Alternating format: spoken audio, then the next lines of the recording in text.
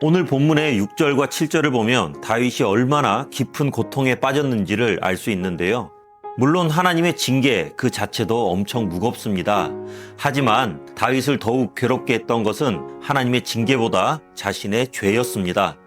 하나님 앞에서 자신의 죄가 얼마나 크고 무서운지를 깨달았기 때문인데요. 하나님께서 죄를 얼마나 미워하시는지, 그리고 죄 때문에 하나님과 자신이 얼마나 멀어졌는지를 알게 되었기 때문입니다.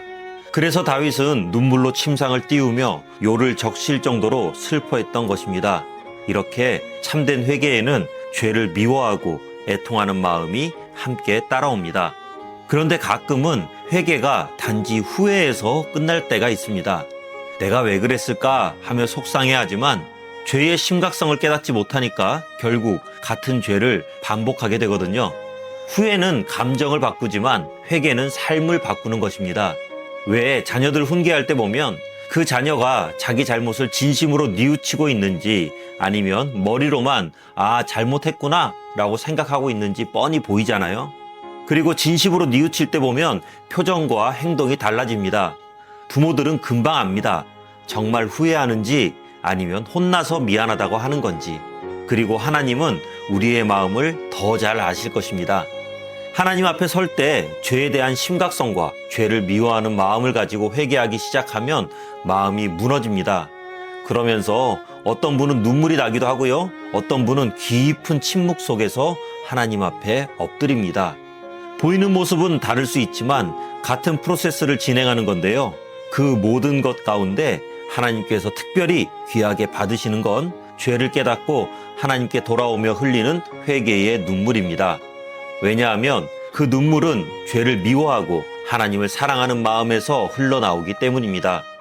하나님 앞에서 흘리는 눈물, 특히 자기 죄를 자복하며 죄 때문에 슬퍼하며 흘리는 눈물은 부끄러운 게 아니죠.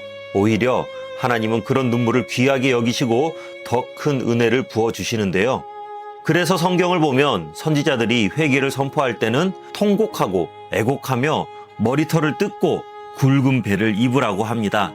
보통 죄를 가볍게 여기는 사람일수록 은혜도 가볍게 여깁니다.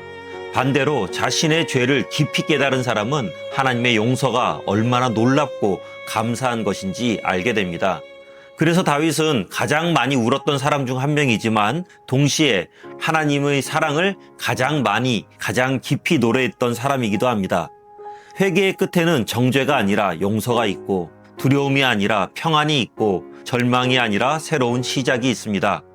회개는 우리를 우울하게 만드는 것이 아니라 참된 기쁨으로 들어가게 하기 때문입니다. 하나님 앞에서 죄를 숨기거나 깨닫지 못할수록 죄는 우리를 묶어 넘어뜨리지만 하나님 앞에서 고백할 때 참 자유를 얻게 됩니다.